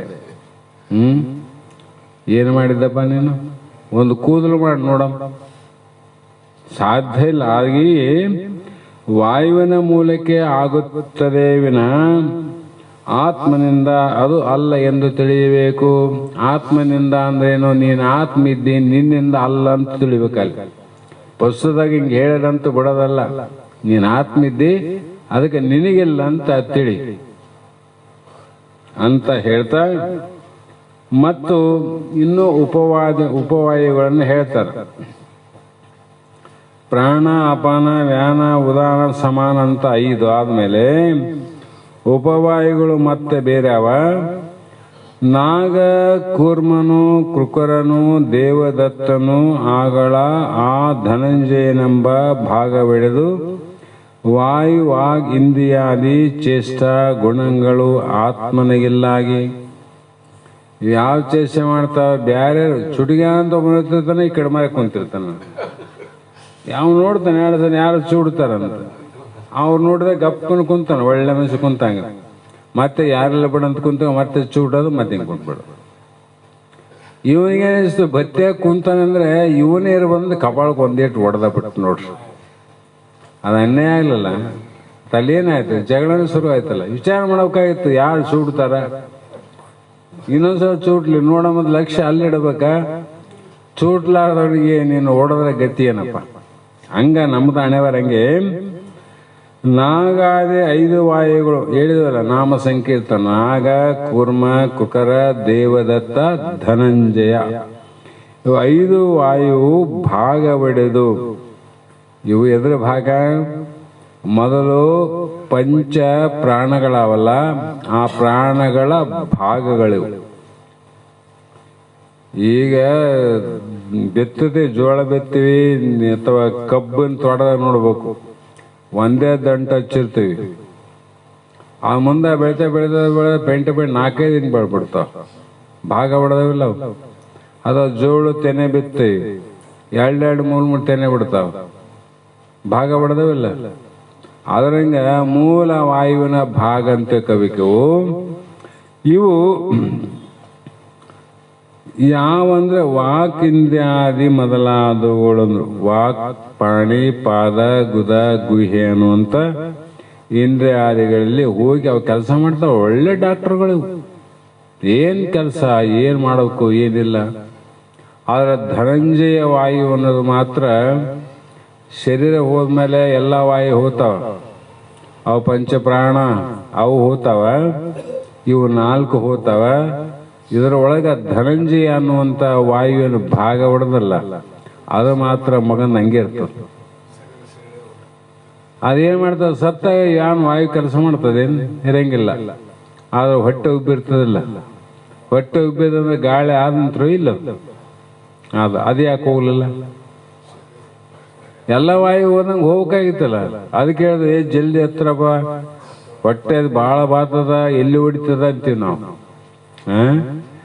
ಅದೇನು ಮಾಡ್ತದಂದ್ರೆ ಅದು ಪರಮಾತ್ಮನ ಸೂತ್ರ. ಅದು ನಾವು ಪ್ರಾಣವನ್ನು ಬಿಟ್ಟಾಗ ಏನು ಇಲ್ಲದೆ ನಮ್ಮನ್ನ ಮಣ್ಣಾಗ ಹುಣ್ತಾರಲ್ಲ, ಹುಣಿದಾಗ ಇದೆಲ್ಲ ಪ್ಯಾಕ್ ಆಗಿರ್ತದ. ಯಾಕಂದ್ರೆ ಇದು ಒಳಗೆ ಸಿಗಬಿದ್ದವೆಲ್ಲ, ಎಲ್ಲಿ ಜೇನಿನಾಗ ಸಿಗಬಿದ್ದಂಗ ಅಥವಾ ಪಂಜರದಾಗ ಗಿಳಿ ಸಿಗಬಿದ್ದಂಗ. ಪಂಜರ ತೆಗೆತಾನೆ ಗಿಳಿಗೆಲ್ಲೋ ಹೋಗ್ಬೇಕು. ಮತ್ತೆ ಜೈಲಿಗೆ ಬಿದ್ದವನ ಗೇಟ್ ತೆಗೆದ್ಮೇಲಲ್ಲ ಹೊರಗೆ ಬರೋದು. ಅದನ್ನಾಗ ಇವೆಲ್ಲ ಒಳಗೆ ಸಿಗಬಿದ್ದಾವ. ಇದನ್ನ ಬಾಗಿಲು ತೆಗಿಬೇಕಾಗಿತ್ತು ಅಂದ್ರೆ ಧನಂಜಯ ವಾಯು ಬೇಕು ನೋಡ್ರಿ. ಅದು ಒಡೆದು ಬಿಡ್ತದೆ ಶರೀರ. 3 ದಿನ 2 ದಿನಕ್ಕೆ ಹೊಡೆದು ಆ ದೇಹದಲ್ಲಿದ್ದಂಥ 5 ಏನು ತತ್ವಗಳು, ಆಕಾಶ ತತ್ವ, ವಾಯು ತತ್ವ, ಅಗ್ನಿ, ಜಲ, ಭೂತತ್ವ ಅನ್ನೋದು ಸೇಳ್ತದ. ಆವಾಗ ಒಂದೊಂದು ತತ್ವಗಳು ತಮ್ಮ ಮೂಲ ತತ್ವದಲ್ಲಿ ಸೇರಿ ಅವು ಹೋಗಿಬಿಟ್ಟು ಇವನಲ್ಲಿ ಹೋದ ಜೀವಾತ್ಮ, ಆತ್ಮ ಬಯಲಿಗೆ ಬಯಲು. ಘಟ ಆಕಾಶದಾಗಿದ್ದ, ಘಟ ಹೊಡಿತು, ಮಠದಾಗ ಬಂದ, ಮಠ ಬಿತ್ತು, ಮಹಾ ಆಕಾಶದಾಗ ಹೋದ. ಈ ರೀತಿ ನೀನು ಅರ್ಥವನ್ನು ಮಾಡಿಕೋ ಅಂತ ಹೇಳಿ, ಜಾಣೆ ಕೇಳು ಪ್ರಾಣಾದಿವಾಯು ಶಬ್ದಾದಿಗಳ ಅಣಿತವಿಡದು ಕರ್ಣಾದಿ ಮಾಡದೆ ಚೇಷಿಸುತ್ತಿರ್ಪ ಆಕೃತಿಯ ಭೂಣೆ ಅಣುವಿಲ್ಲದ ಅರಿದವಂಗೆ ಅಂದ್ರು. ಅಂದ್ರೆ ಏನು ಅರ್ಥ ಅಂದ್ರೆ, ಇಲ್ಲಿ ಜಾಣೆ ಅಂದ್ರು ಬುದ್ಧಿವಂತಳೆ ಅಂತ ಅರ್ಥ. ಪ್ರಾಣಾದಿ 5 ವಾಯುಗಳು, 5 ವಿಷಯಗಳು ಬೇಕು. 5 ವಾಯುಗಳು, 5 ವಿಷಯಗಳು, ಹೌದಲ್ರಿ? ಹಾಗಾಗಿ ಕ್ರಮದಿಂದ ಕರ್ಣಾದಿಂದೇ ಶ್ರೋತ್ರೇಂದ್ರಿಯಾದಿ ಮತ್ತೆ ವಿಕಾರ ಆಕಂತ ಬಂದ್ವಲ್ಲ, 25 ಆಗುವ ಭಾಗ ಒಂದ್ರಾಗೊಂದು ಕೂಡಿ ಆ ವಿಕೃತಿಯು ಊಣೆ ಅಂದರೆ ಚೆನ್ನಾಗಿ ಅಥವಾ ಕೊರತೆ ಇಲ್ಲದಂತೆ, ಯಾವುದೇ ಒಂದು ಸಂಶಯವಿಲ್ಲದಂತೆ ನಿಶ್ಚಯವಾಗಿ ಅರಿವಿಂಗೆ. ಅರಿವಂದ್ರೇನು? ಜಾಗ್ರ ಸ್ವಪ್ನ ಸುಸುಪ್ತಿ ತೂರ್ಯಾತೀತವನ್ನು ತಿಳಿಯುವಂಥ ಜ್ಞಾನ. ಮತ್ತು ಹೊರಗೆ ಎಲ್ಲೇನ ಮಾವಿನ ಗಿಡದಾಗಿದ್ದಂಗೆ ಅದನ್ನು ಗಿಡ ನೋಡಕ, ಅಥವಾ ಸ್ವರ್ಗದಾಗ ಏನಾದ ಭೋಗ ಅಂತ ನೋಡಿದಂಗಲ್ಲ, ಬ್ರಹ್ಮಲೋಕದಾಗ ಏನಾದಂತಲ್ಲ. ಇದು ಎಲ್ಲಿ ಅದ ಅಂದರೆ ನಿನ್ನಲ್ಲೇ ಆದ ನೋಡು, ನಿನ್ನಲ್ಲಿ ಆದಿಲ್ಲ. ತನ್ನೋಳಿಹದು ಸತ್ಯಪದ ಅದು ಅನುಭೋದಿಂ ನೋಡೇ ಮುರ್ಜ ನೀನೇ ಮುಕ್ತ. ಮುಕ್ತನಾಗ ಭಾಳ ತಿರುಗಾಡ್ಬಿಡು ತಮ್ಮಂತಾರವ್ರು. ಮುಕ್ತನಾಗಕ ಜ್ಞಾನಿಗಳಿಗೆ ಬಹಳ ಸರಳ, ಇದೊಂದೇ ತಿಳಿದ್ರಾಯ್ತು ನೋಡ್ರಿ. ಹೌದಲ್ರಿ? ಸಂಸಾರ ಆಗ್ಬೇಕಾದ್ರೆ ಒಂದು ಮಾಡಿದ್ರೆ ಮುಗಿತೇನೆ, ಒಂದು ಮಾಡಿದ್ರೆ ಮುಗಿಲಿಲ್ಲ, 100 ಮಾಡಿದ್ರೆ ಮುಗಿಲಿಲ್ಲ, 1000 ಮಾಡಿದ್ರೆ ಮುಗಿಲ್ಲ, ಜನ್ಮಾಂತರ ಮಾಡಿದ್ರೆ ಮುಗುದಿಲ್ಲ ಅಂದಮೇಲೆ ಅವು ಮುಗಿಲಾರ್ದ ಕೈಯ ಹಿಡಿದು ಮುಗಿಸ್ಬೇಕಂತ ಕುಂತಿದ್ದಿ. ಯಾವುದು ಮುಗಿತದ ಮುಗಿಯೋದಿಲ್ಲ ಅಂತ ತಿಳ್ಕೊಂಡಿದ್ದಿ. ಇದಕ್ಕೆ ಏನಂದ್ರೆ ಮಹಾತ್ಮರು, ಅಜ್ಞಾನಿಯಲ್ಲವೇ ಜೀವನೇನು ಸುಜ್ಞಾನಿ ಎಂದು ನುಡಿವರೇ.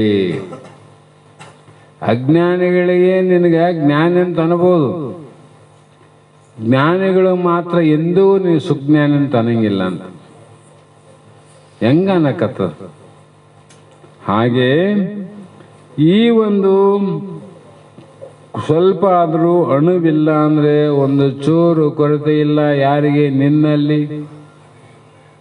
ಆತ್ಮನಿಗೆ ಅರಿವು ಏನಿಲ್ಲ, ಅರಿವು ಏನದ ಅಲ್ರಿ? ಮೊದಲನೇದ್ದೇ ಇಲ್ಲಲ್ಲ ಅವನಿಗೆ. ಜನನೇ ಇಲ್ಲ, ಜನನ ಇಲ್ಲ ಅಂದ್ರೆ ದೇಹ ಇಲ್ಲ, ದೇಹ ಇಲ್ಲ ಅಂದ್ರೆ ವಿಕಾರ ಇಲ್ಲ, ವಿಕಾರ ಇಲ್ಲ ಅಂದ್ರೆ ರೋಗ ಇಲ್ಲ, ರೋಗ ಇಲ್ಲ ಅಂದ್ರೆ ಮರಣ ಇಲ್ಲ. ಮತ್ತೆ ದುಃಖ ಅಂತೂ ಮೊದಲೇ ಇಲ್ಲ. ದೇಹ ಇದ್ರೆ ದುಃಖ ಇರೋದು. ಜನನ ದುಃಖ, ಜಾಯ ದುಃಖ, ಮರಣ ದುಃಖ ಅಂತ ಹೇಳಿರಲ್ಲ. ಯಾರಿಗೆ? ಹುಟ್ಟದಾಗ ಯಾವ್ದು ಹುಟ್ಟುತ್ತದ ಅದಕ್ಕೆ ಜನನ ದುಃಖ, ಜಾಯ ದುಃಖ, ಬೆಳೆಯುವಾಗ ಆಗ್ತಕ್ಕಂಥ ದುಃಖ, ಮರಣ ದುಃಖ ಶರೀರಕ್ಕೆ ವಿನ ಆತ್ಮನಿಗೆ ಅಲ್ಲ ಅಂತ ತಿಳಿ. ಮತ್ತೆ ಇನ್ನೊಂದು ಹೇಳಿದ್ರು, ಮತ್ತೆ 5 ವಾಯುಗಳು, ಒಟ್ಟು 15 ವಾಯುಗಳು. ಇನ್ನ ವೈರಂಭ ಮುಖ್ಯ ಪ್ರಪಂಚನ ಅಂತರ್ಯಾಮಿ ಆರೈಲ್ ಮಹಾಪ್ರಾಣವೆನಿಪ 5 ಮಾರುತಂಗಳೇ ಮನಸಾದಿ ವಿಕಾರಾನುಕಾರಿಗಳು ಆತ್ಮನು ಅಲ್ಲ ಅಂಗನೆ. ಇವು ಇನ್ನು 5 ವಾಯವ, ಅವು ಗೊತ್ತಿಲ್ಲ ಭಾಳ ಮಂದಿಗೆ. ಇವೆಲ್ಲ ವೈರಂಭ ಅಂತ ಒಂದು ಹೆಸರು, ಮುಖ್ಯ ಅನ್ನೋದು 2ನೇದು ವಾಯು, ಪ್ರಭಂಜನ ಅನ್ನುವುದು 3ನೇ ವಾಯು, ಅಂತರ್ಯಾಮಿ ಎಂಬುದು 4ನೇ ವಾಯು, ವಿಚಾರಿಸಲು ಮಹಾಪ್ರಾಣ. ಇವು 5 ಮಾನಸಾದಿ ಅಂದರು. ಮನಸ್ಸನ್ನು ಮೊದಲು ಮಾಡಿಕೊಂಡು ಇವೆಲ್ಲವೂ ಮೊದಲಾದ ಕರ್ಣಗಳ ವಿಕಾರಾನುಕಾರಿ. ಇವೇ ನೋಡಪ್ಪ ವ್ಯವಹಾರಕ್ಕೆ ಕಾರಣ ಮಾಡಿದರು. ಇವು ಯಾರಿಗಿಲ್ಲ ಸೀಳೆ? ಆತ್ಮಳಾದ ನಿನಗಿಲ್ಲ. ರಾಮ ಸೀತಾ, ರಾಮ ಒಣ ಸುಖೋದ, ರಾಮನಿಂದ ಸೀತೆ ಹುಲ್ಲು ಅಂತ ರಾಮ ಸೀತರ ಕತೆ ಅದು. ಅದು ಕೇಳದ ಬರೋದಲ್ಲ. ಇದು ನಿನ್ನ ಕತೆ, ಅದಕ್ಕೆ ನಿನಗಿಲ್ಲ. ಅದಕ್ಕಾಗಿ ಶಾಸ್ತ್ರ ಕೇಳೋದು. ಹಾಗಾಗಿ ಇಲ್ಲಿ ಆತ್ಮನಿಗೆ ಬಾಹ್ಯಾಧಿಕರಣ, ಚೇಷ್ಟಾ ಧರ್ಮವು ನಿರಾಕರಣೆ. ಯಾವ ಹೋಗ್ತಾ ಬರ್ತಾ ಕೆಲವೊಂದ್ಸಲ ನರಗಳಲ್ಲಿ ಬಂದು ಹಿಂಗೆ ಹೊಡೆದಂಗ ಆತ, ಟಕ್ ಟಕ್ ಟಕ್ ಟಕ್ ಅಂತ ಹೊಡೆದೋತ್ ವಾಯು. ಎಲ್ಲಿದ್ದು ಬಂತಪ್ಪ ಅದು? ಅದೇನು ಮಾಡ್ತದ, ನಾಡಿಯಲ್ಲಿ ಏನಾದ್ರು ತೊಂದರೆ ಇತ್ತಂದ್ರೆ ಆಗಲೇ ಬಂದು ಅದನ್ನ ಒಡೆದು ಸ್ವಚ್ಛ ಮಾಡ್ತದ, ರಕ್ತ ಸಂಚಾರಕ್ಕೆ ತೊಂದರೆ ಮಾಡ್ತದ. ಅಂದ್ರೆ ಮೊದಲು ಯಾರು ವೈದ್ಯರಂತ? ಭಗವಂತ ರೋಗನೂ ಬರಲಿ, ರೋಗಕ್ಕೆ ಔಷಧವನ್ನು ದೇಹದಲ್ಲಿ ಮೊದಲೇ ಇಟ್ಟ. ನೀವು ಹೊರಗಿನ ಔಷಧ ಅವಶ್ಯಕತೆ ಇಲ್ಲ. ಹೊರಗಿನ ಔಷಧ ಬೇಕು, ಒಳಗೇನ ಅಲ್ಲ ಔಷಧ. ಆದರೆ ಆ ಔಷಧವನ್ನು ಬಿಟ್ಟಿವಿ, ಈ ವಿಷಯವನ್ನು ಉಣ್ತೀವಲ್ಲ ಅದಕ್ಕೆ ನಮಗೆ ಆರಾಮಾಗೋಲ್ತು. ಔಷಧಗಳು ವನಸ್ಪತಿ. ಮನೆ ಮುಂದೆ ಇರ್ತಕ್ಕಂಥ ಬೆಳೆದಂಥ ಡಾಣಕ್ಕ ಒಡ್ಡಿಗೆ ಬೆಳೆದಂಥ ಪಲ್ಯ ಪದಾರ್ಥಗಳು ಎಷ್ಟು ಚಂದಿದ್ದವು, ತಿಂತೀವಿ ನಾವು. ಅವಿಲ್ಲ. ಈಗ ನಮನೆ ವಿಷಕಾರಿಗಳು, ಆ ವಿಷಯವನ್ನೇ ನಾವೇನ್ವಿ ಸಿಹಿ ಅಂತ ತಕೊಂಡಿವಿ, ಅದಕ್ಕೆ ರೋಗ ಬರ್ತಾವ. ಹಾಗಾಗಿ ಸೂತ್ರ 6ಕ್ಕೆ ಪದ 31ಕ್ಕೆ ಈ ಒಂದು ಸೂತ್ರ ಇಲ್ಲಿಗೆ ಗುರುಪಾದಕ್ಕೆ ಸಮರ್ಪಣೆ ಮಾಡೋಣ. ಸಮಯ ಆಗದ. ಒಂದು ಮಂಗಲ ಹೇಳ್ರಿ.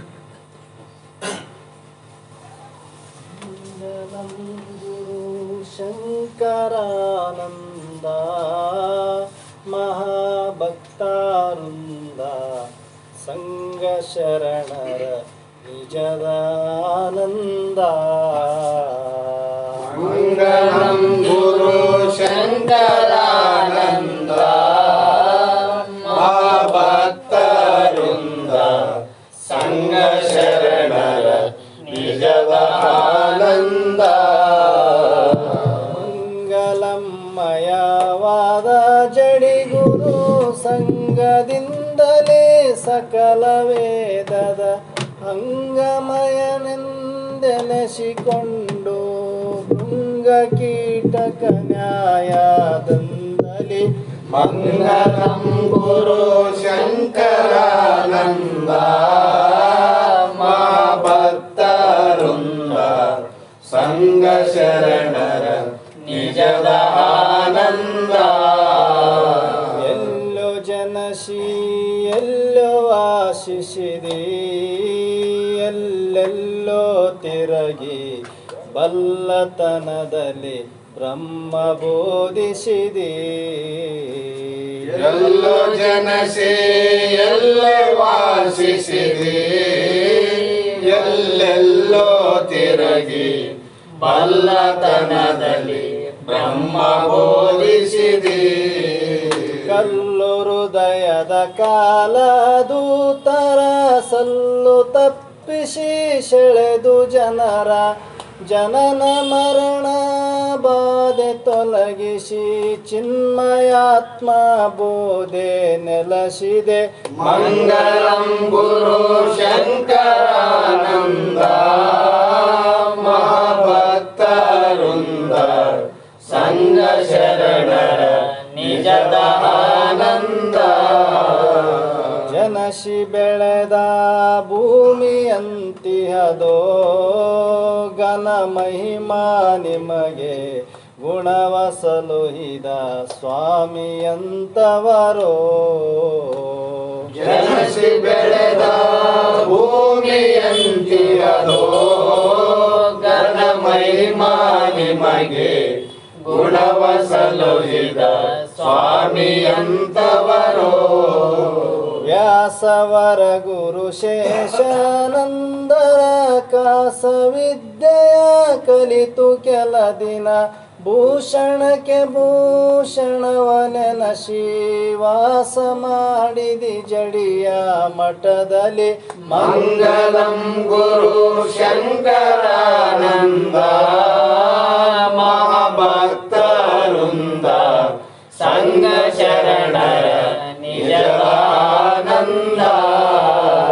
ಒಡವಿಯೊಳ್ ವೇದಾಂತ ಒಡೆಯನೋ ಜಡಿ ದೇವನಿವನೋ ನುಡಿದ ತತ್ವಂ ಶಿಯ ವಾಕ್ಯವನೋ. ಒಡವಿಯೋ ವೇದಾಂತ ಒಡೆಯನೋ ಜಡಿ ದೇವನಿವನು ನುಡಿದ ತತ್ವಂ ಶಿಯ ವಾಕ್ಯವನೋ. ಕರುಣೆಯಿಂದಲಿ ಸುರಿದ ಅಮೃತ ಕರ್ಣದಲ್ಲಿ ಕೃಪಾ ಮಾಡಿಕೊಂಡು ಪರಮಹಂಸನಾಗಿ ಭೂವರ ತರಣಿ ತಾರಿ ನೌಕಾಧೀಶಗೆ ಮಂಗಲಂ ಗುರು ಶಂಕರಾನಂದ ಭಕ್ತವೃಂದ ಸಂಘ ಶರಣರ ನಿಜದ ಆನಂದ ಸಂಘ ಶರಣರ ನಿಜದ ಆನಂದ ಹರ ಓಂ ಚೈತನ್ಯಂ ಶಾಶ್ವತಂ ಶಾಂತಂ ಯೋಗಾತೀತಂ ನಿರಂಜನಂ ನಾದಬಿಂದುಕಲಾತೀತಂ ತಸ್ಮೈ ಶ್ರೀ ಗುರವೇ ನಮಃ ಶ್ರೀಮದ್ ಜಗದ್ಗುರು ಸಿದ್ಧಾರೂಢ ಮಹಾರಾಜ್ ಕಿ ಜೈ श्री सद्गुरु शिवपुत्र महाराज की जय श्री सद्गुरु बसवानंद महाराज की जय श्री सद्गुरु अभिनव महाराज की जय।